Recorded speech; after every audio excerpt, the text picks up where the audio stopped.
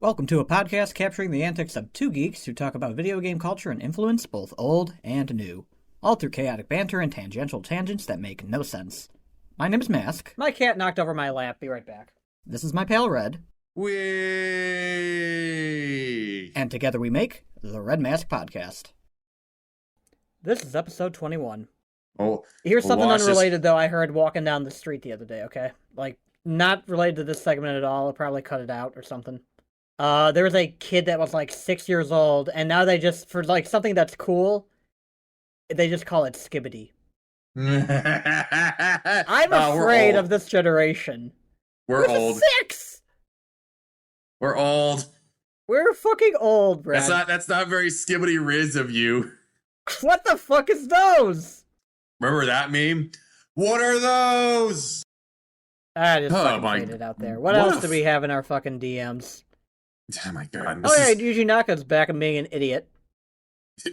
Immediately committing perjury or whatever. Just immediately accusing his colleague of forged evidence because yeah, don't be this guy, seriously. You made Sonic. You are a great programmer. Don't be this guy. I remember tweeting him in 2021 during the pandemic after he made a game. It's oh, your game is so cool. Nice job. I hope to make something like that, and he liked my tweet. I feel dirty in hindsight. Oh, no. Do you want to mention Anton Blast? Because we've been talking a little Pizza Tower on and off this week, but this game's going under the radar by comparison. Yeah. We watched two tool-assisted speedruns of Warrior Land 4. The one that was most recently uploaded to Task Video's channel, and the one by Eddie ERL, I always like Eddie ERL's TASs because he does what he calls tool-assisted playthroughs, where it's basically like a long play in terms of how it's paced and how much he shows. He'll show the dialogue, he won't skip it, he won't do major tool-assisted speedrun skips. He'll just be playing with the level of precision for a TAS. So first we watched the Task Videos channel, Royal Land 4 speedrun, where it's all as fast as possible. It's the basic difficulty. But then we watched Eddie's video where it's the super hard difficulty, and he's getting everything, including the CDs. And I was just constantly railing against S hard being I don't want to enjoy the game anymore difficulty. It just takes the game and just says, oh hey, we're going to introduce a lot of unfair elements. Oh yeah, if you collect any hearts, you can't actually collect any hearts. Yeah, you're stuck. If you take any damage, you're dead. You're back. You get sent out of the level. Every platform is going to have at least one spike enemy on it. There's a lot of cases where you have to react really fast to a spike enemy that's in your path that you had to hold the dash button on to get through. And you break this block and you start dashing over to the next screen. It's oh look, there's a spike enemy right in front of you that you have less than 100 milliseconds to react to or some shit. It's really fucking stupid. It is absurdly stupid. They hide and some pieces that are required to complete the game, like the pieces of the jewel to fight the boss, are hidden in places that the CD is. And sometimes you actually need to collect the CD in order to collect the piece. Yeah, that's stupid. No, that's not how that works. Required collectibles. You're not. It's supposed to be the optional pickup that's supposed to be hard. If you're forcing somebody to get it for your S hard, you've deleted half the purpose of the collectible. You stupid. That S hard is if you don't want to enjoy Warrior Land 4 anymore. But Red, don't you want a really cool spaceship? Yeah, you get to drive a hover car. You get a really nice spaceship at the end. If you beat the game, and oh god, the bosses you get 15 seconds to beat Spoiled Rotten, which is really funny. Yeah, you have to know how to charge right at it. You literally have to know how the speedrun strats are actually cleared in that time. That is hilarious to me. The rest of the bosses are kind of a joke if you know how to handle them. Yeah, and the TAS is always know how to get the fastest cycle. It's the cat, what's the fucking water? Is that cat? No, Cat Bat's. Cat Bat. Yeah, Cat Bat's the one with the water. Yes. The Cat Bat's the one with the water, where you can easily hit him twice. Well, easily for attacks, it's easy. You can hit him twice per cycle, no problem. And then like, yeah, basically there's ways to cycle each of the bosses in record time so that even on S hard you're safe. Wario Land 4 is a great example of a speed game as not just a task, but like as a task that like humans can actually like perform some tasks in. Aerodent is a great example. It's really, really hard to actually like get a like one cycle Aerodent because you're on the ground, and if you hit the balloon a couple of times, it'll float back up, and that's instant time loss. But if you're actually good enough and you like have a technique where you're like using visual cues, audio cues for like hits, you can actually do what the task does. He has like a couple frames before he starts rotating the balloon, the teddy bear back up, where you can hit him again. And if you just keep hitting that frame, you're able to one cycle him. Yeah. Wario Land 4 was actually something I used to watch a lot of growing up from like other speedrunners like Bean and Shasta. Ages ago. They were great at their craft. Learning a lot along the way is just part of that. And like between the Eddie ERL tasks and the just the regular tasks of the game, a lot has improved too. A lot of techniques are different between the two. Yep. And to go from that into Pizza Tower and Anton Blast, Pizza Tower, I think, took the speed run Wario Land formula to the next level. And Anton Blast is very much more like a spiritual successor to Wario Land 4. Like it's a lot closer to Wario Land 4 in terms of like how it's designed and how it's and how it like they even have the audio mixing similar to Wario Land 4, where they like Wario Land 4's sound clip, like voice clips, are all like mixed up and edited, so it sounds like has like a very specific sound to it that's not really, you can't really replicate with just your voice, you know. And Anton Blast is really taking that the voice. They're doing the same thing with the voice clips, where it's like as in Pizza Tower, yes. Like when Pizza he Tower did the same thing with like sampling there too. When Wario laughs, they have an edit for it where they repeat the laugh but at different pitches and such like that. And Anton Blast does that a lot as well. Pizza Tower doesn't have that audio, that voice line mixing, because I think they basically use more sampled voices. Yep, samples is what they use. They more samples of Wario Land 4 can be heard in Pizza Tower in like either cut content or content that's still there. I forgot which. It's cut content. Yeah, no, no, they're not going to leave Wario voices in the current version. They would get sued by Nintendo lickety split. And Anton Blast won't. Yeah, Anton Blast, they're doing the same. Well, it's not. This is now a music rights debate. It's obviously look. Anton Blast, you're confusing me now. You've thrown me off. What are you saying?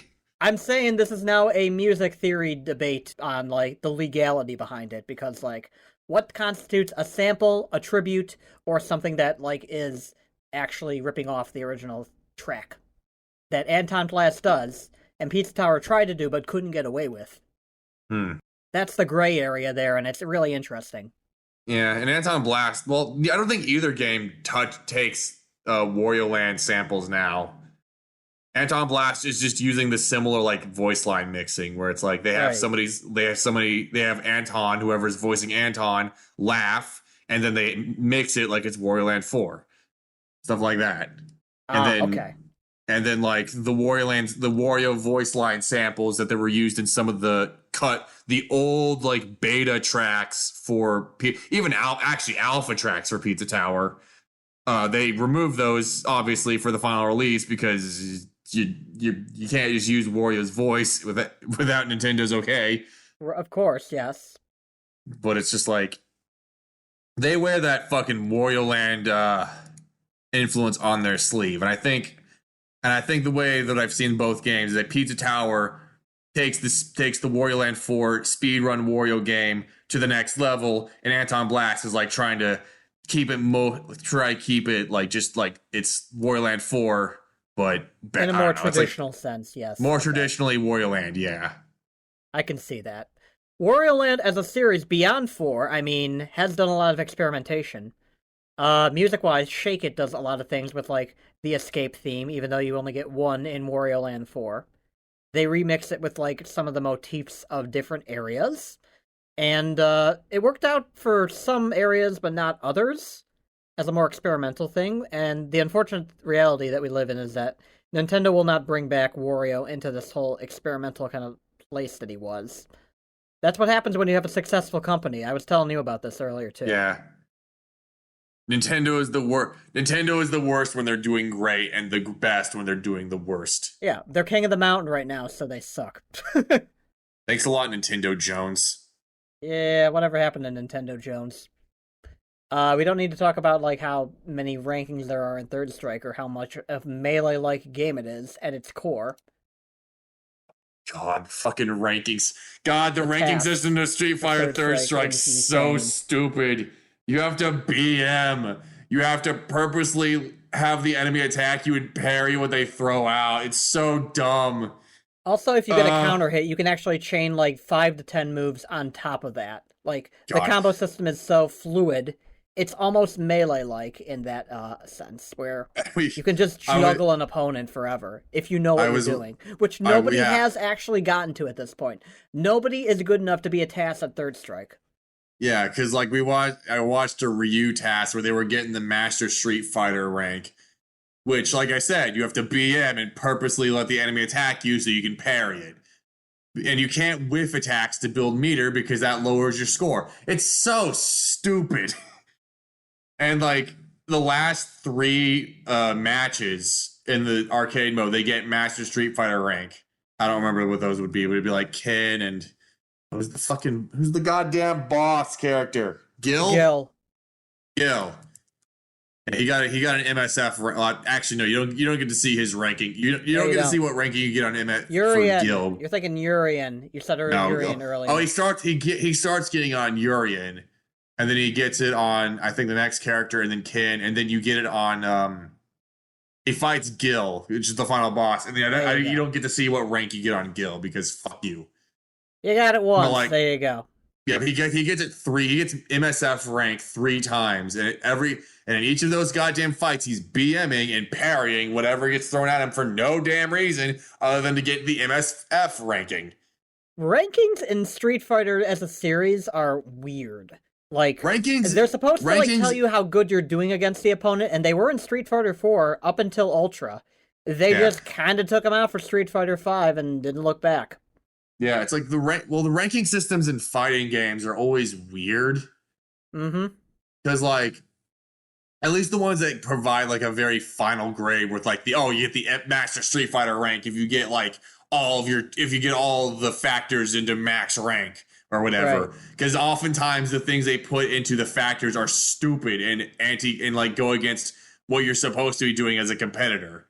Yeah, it's so strange. You're supposed to win harder. That's what you're supposed to do. And the ranking system requires you to not win harder, but to show off.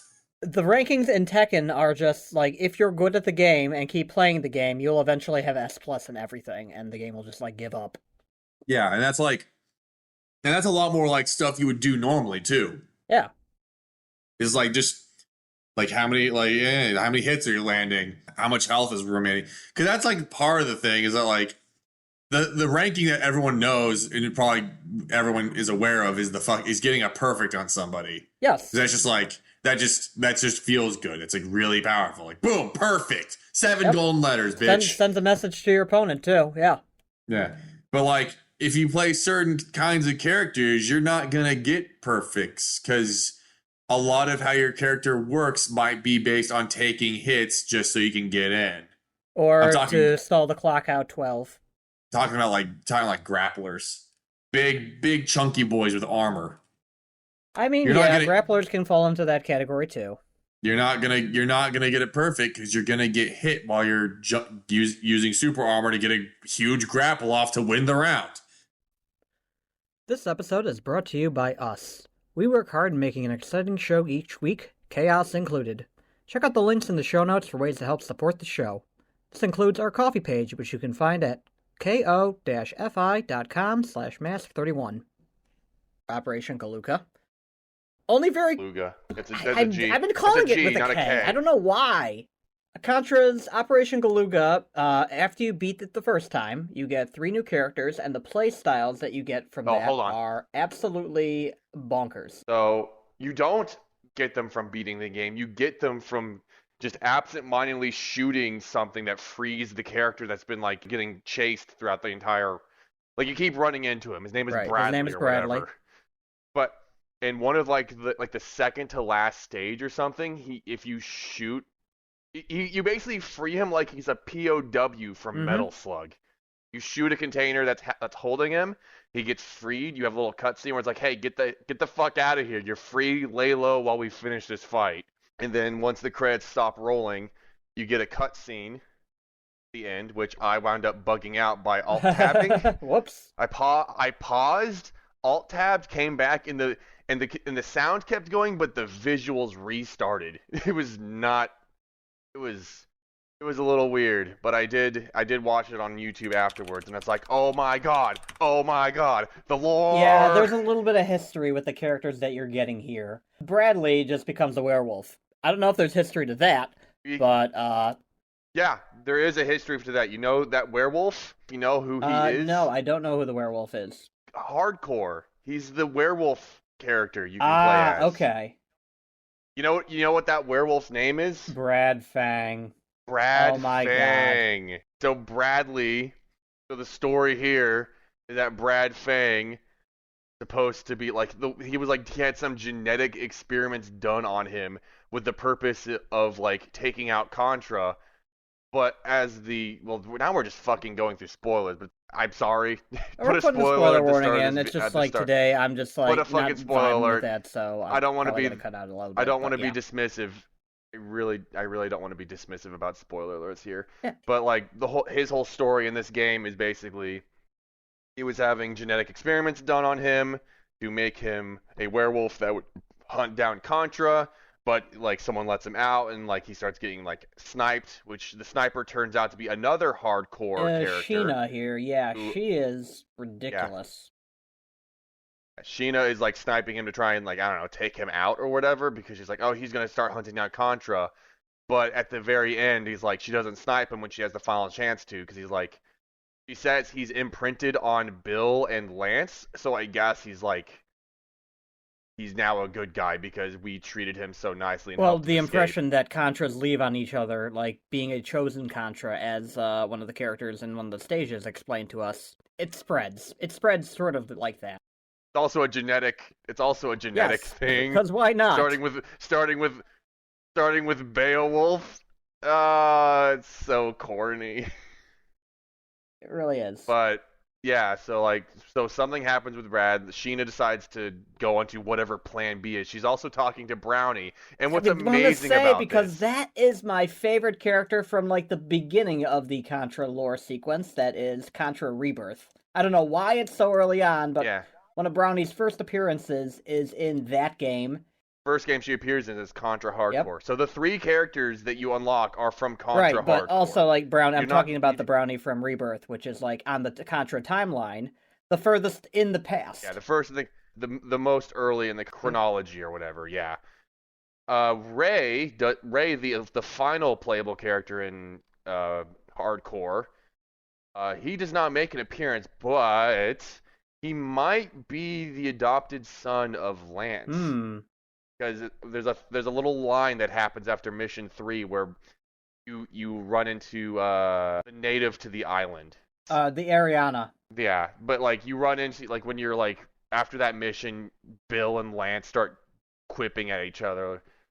Because Lance is like, make sure you keep her in your sight because we got to make sure she's gonna stay alive because we're fucking fighting aliens now. And Bill's just like, Ray leaves the net, graduates and leaves the nest, and you're already adopting another one. So, like, the fucking Contra has lore. What?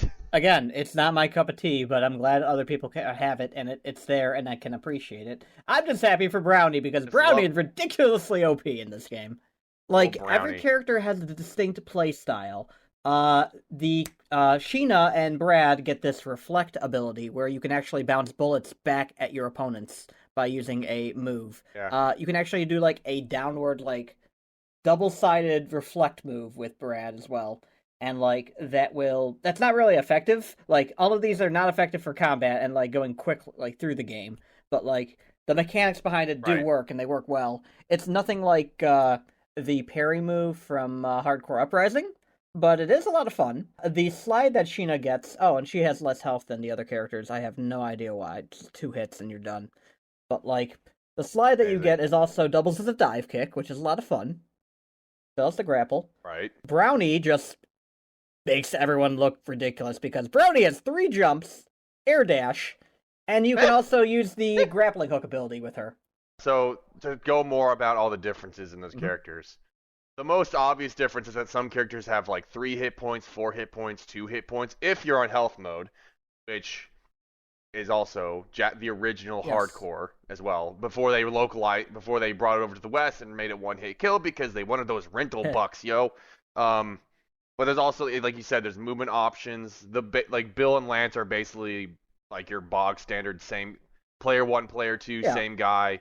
They get air dash, they get double jump, they get 3 hit points. Same thing. Like the only difference they have that you can make is they each have their own perk. Their spirit perk, which you don't have to take. I'm going to talk about the perks that I kind of feel lend themselves well to going quickly and through this game in a little bit. Yeah, we can talk more about like all the perks we saw because the Konami code is in this game. But what it does is it unlocks a perk that gives you the Konami code. And it costs a shit ton of points. Yeah, all the extra characters cost what, 8K? Yeah, 8K for each character. The Konami code one is 8,500 or 6,500. I'm not sure which one.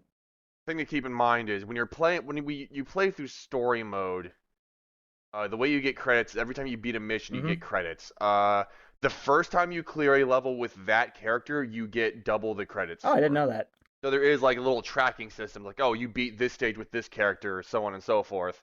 Which, if you play with 2 players, it goes by twice as fast because you're taking care of 2 completions. It's the same thing you do in Super Mario, like 3D World, where you need to get to the top of the flagpole with every fucking character for some reason. Get 4 controllers and get them all on top of the fucking flagpole. I mean, yeah, just drop in, drop out gameplay is really nice like that. We played through like the first 3 or 4 missions. Yeah. Player, and it is very hectic because you're constantly scrolling the screen. And that's the problem with that. I just want to go fast now is the other problem, because there's also a dedicated speedrun mode and very hard mode in the game. Both of those cost 15,000 credits. Or you can just use the trainer. But like the fact is, who the fuck cares? If you're going to play through the game on arcade mode, and just from start to end, you will actually get around 10k credits anyway per playthrough. So it's not too hard to grind. Yeah. But if you're going to grind, you're going to have to grind with a purpose, which is... Yeah. But keep in mind, that's playing through the whole fucking game without, like... with the game overs and the lives. So it's not a walk in the park. I mean, it's still there's fucking ways Contra. around that if you're smart, which I found out through the speedrunning mode, because if you just, like, game over and just, like, restart, or if you just, like, restart in general, you will just get your lives back per stage. Yeah, I game overed at exactly on the last, like, mission, story mode, and it put me back at the checkpoint where the last, like, the second half of the last mission starts and gave me back all my lives. By the way, there is a permanent perk you can buy that increases the lives you get by 1 for every time you start up. Because like your lives don't save if you leave the story mode and come back. By the way, but you go back to the minimum you have from the perk, and there's a setting to disable that if you want to. Yeah, the bonus slide setting. More legitimately. There's a lot of settings. There's a lot of fucking accessibility. There's a lot of things to purchase. It's Contra though, so don't feel bad if you like just say fuck it, give me the credits so I can buy all this shit. It gives a shit. You're just buying the stuff you've unlocked. It's got that fucking Mega Man X8 problem I remember seeing about when you unlock the 3 extra characters, which are your navigators. You have to purchase them, and they cost like an obscene amount of money that takes, if you do like a grinding spot, still takes like an hour to get. It's a little bonus, but like it's still appreciated that's even an option in the game in the first place. 2 of my favorite perks in this game are, well, the second level pickup and the health meter one, if you're not using, like, a character spirit, which, also branching off of my 2 favorite perks is my 2 favorite, characters to play as, which are Brownie, for not just learning the game, but just, like, going through as literally blisteringly fast as possible with that dash, and just triple jumping to victory. You just memorize where the jumps are, you just have to memorize, like, certain routes with the waterfall sections just to get up quick enough. Like, you can scroll past the frickin' screen, and it just zips up to catch you. It is not prepared. Yep. Neither are the bullets. The bullets just, like, change positioning because you're just going so fast upwards. The last mission had some stuff spawning on top of me because I was trying to There's go a little fast. bit of that, but, like, properly doing that, Brownie is probably the fastest character in the game so far. But there is a kind of a quirk I've noticed with the hovering ability. So, on Stanley and Probotector, if you choose the Hover Spirit, you will get the ability to kind of get a ground dash speed for, like, about 2.5 dashes. But, like, you can also skip over some geometry where places where you can't normally dash. You're moving faster than normal walking speed. So, to break it down, you have normal walking speed, you have this hover ability speed, and then you have dash speed. So, it's an in-between of those two. So, picking and choosing where to put that hover will actually get you time if you're trying to improve your speedrun in this game. Not only that, but some of the perks are actually vital to do things like one-cycle bosses. Specifically, if you're trying to one-cycle the boss at the end of the train section on stage 5, you're going to want to bring laser either level 2, and then, like, a weapon for you. You don't want to burn that very quickly. Because that guy can just be annoying and just burn a lot of time. There's a few of those. I do want to add something about the final Go boss. ahead. It reminds me of Cuphead's final boss against the devil. Because the final boss, basically, it takes place on his hands as you fire. Very much just fucking the devil's final phase. I mean, they probably modeled it after just, like, a bunch of big bads that they've seen in games like this of yesteryear. It's a very typical thing to do. Have his face come into view, shoot his face, use his hands shoot as the platform. face, shoot the eyes, Sigma's head. I could shoot the core. No! That was the line. A fucking reference, shoot the core as a joke.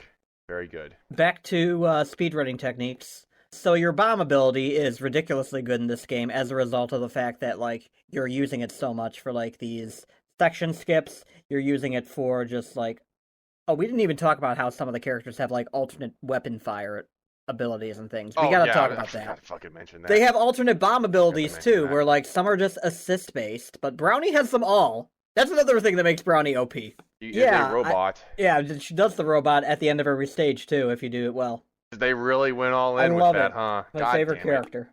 You're using your bomb ability a lot, and thus, the health granting as a part of that actually benefits not just for damage boosting, but just, like, to stay alive in general, because Contra is hard and you'll be dying a lot. This is the way around that. I'm not bad at video games. I'm using the right techniques to go fast. I'm happy that the level 2 pickup weapon perk is considered top tier for speedrunning, because that makes perfect sense. Yes, I want to have the most powerful weapons right out the gate. Yes, most damage. But the downside you get is if you take a hit when you have a level 2 weapon, you lose the level 2. You lose it. Level 2 is that you lose it if you take a hit. You lose the weapon if you die. It's like a two-pronged system going on there. There are perks to prevent that from happening, but it's also like you want to go fast though. I feel like this is one of those speed games that's going to lend itself to having per character leaderboards. If you're actually getting down to, like, competing with this. Because, like, every character feels really good, plays really well, has ways to go fast, and is going to have, like, people who are experts at them individually. Case in point with my Probotector example, you unfortunately don't get to use the level 2 ability with Probotector because you need to bomb constantly. But you also... Well, no, not because you need to bomb constantly. Because you need to have the hover spirit equipped for just... more speed, go faster, better routing. Yeah. Do you want to know who the fastest hardcore character Regular is? Hardcore, you're talking. Okay. In a Contra hardcore in the Genesis, fastest character in every single category is Fang, because he deals so much damage. Like that's like he's supposed to be like the skill. Like his whole thing, I think, in Contra hardcore is that he gets up close and personal to do shit tons of damage. But of course, you know, in a Contra game, getting up close and personal is a death sentence. Risky. You're gonna fucking kill yourself. That's why that hit claws Be only careful with reflect bullets in this game. They do no damage. Yeah, and they also gave him 4 hit points. He's like one of the 2 characters that Beefy, has 4 hit points. like Stanley. And he's a beefcake. He's a fucking bara hunk, if you will. Yes. And he's voiced at, and he's got Ichiban Kasuga's voice actor. He keeps popping up. And Bradley, Bradley almost looks like Kasuga too. They did it intentionally. I'm still saying they did it intentionally. Yeah. They got like an all-star cast for that fucking voice acting too. We're gonna talk about weapons differences because the flamethrower becomes this like shortened burst.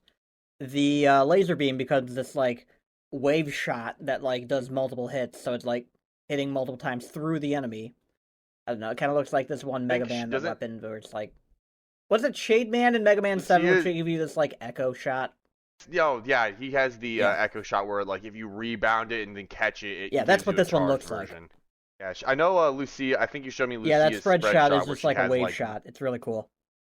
She has a fucking wave motion gun. You get some of the scatter shot. You've already seen that with Ariana. But like the bomb ability is like a black hole opens up above you and just like absorbs all of the enemy's bullets on that one.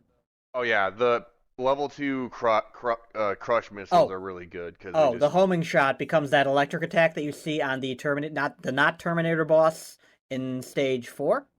No, it's stage 6, the ruins. It becomes those electric beams. Fuck that boss. That's a classic Contra boss, and I saw it and I was like, oh shit, it's this guy. And then like his moves suck. Don't be on the ground for 30 seconds. Have fun. Yeah, there was a lot of I don't even think I ever saw that move. I saw the moves that were just like fucking when he closes his hands and 4 lasers come out and they kind of come out instantly. I got killed by that a number of times and it was pissing me off. There was and also like something I always have a hard time with was enemies where you're supposed to read that the move is coming and then get out of the way so you're not supposed to stop firing. I in my genius thoughts are always just like, I got it, I can dodge this after it gets coming. I always try to react to the moves rather than read when I can't be reacting. I have to react like 5 seconds sooner. It's the fighting game thing where you can't react to everything. You have to read them sometimes. Some people are just stronger at other parts of the RPS game. Good old reliable rock. Yes. One of the attacks, they do change the bomb abilities, but some I'm having a hard time remembering a few of the others. I'm sure we'll probably talk about that in future time, but like, yeah. I've really kind of said a lot of what I wanted to do about this game, but like, it is a beautiful speed game. Not just a good game. It has the same qualities that Strider has as a 7 out of 10 game, make for an excellent speed game. I don't know what the DNA is there, or where the Venn diagram lines up between like mediocre overall polish game and like incredible diverse speed game opportunity, but like there's an intersection there with this quality of game. Look, to be perfectly fair, Contra as a whole ass series is a game you are meant to play over and over and master. That's the whole fucking point. It is a run and gun game that doesn't take if you beat it and get good and just beat it, it doesn't take you like 20 minutes. You can just blow through it. The whole point is that you're supposed to play it over and over and get better and find new shit because that's what the game is all about. It lends itself super well to speedrunning. It is baked into the DNA of the run and gun genre and Contra. Oh yeah. Hell yeah, brother. The best time that we've seen so far is 38 minutes. Let's see if speedrun.com has anything on this. Because my time is 45 minutes, and I bet even our viewers can beat that. I can't, because I can't master a game. That's not my leaderboards. Shtick. Any percent arcade is done in 34 minutes. And it was set today game. By Jaquinox. Oh, Jesus. Goddamn. Good for him, or them, or her. I don't know. There are per character leaderboards here. Brownie's fastest time is 30 minutes. Yeah. So they're doing the same thing that they did for Contra Hardcore, because on Contra Hardcore you have your various like endings that you're going for. Yeah, and then you have like characters and what version you're playing, because as we said before with the HP system, The Japanese version uses HP, and the US version uses one-hit kills. Apparently, they are not using the in-game speedrun mode because unlocking things is dumb. Yeah, I do not. Unfortunate missed opportunity, but hey, for that. I mean, it's good practice nevertheless. Not to blame them. Oh, I like that the character selection is a drop down.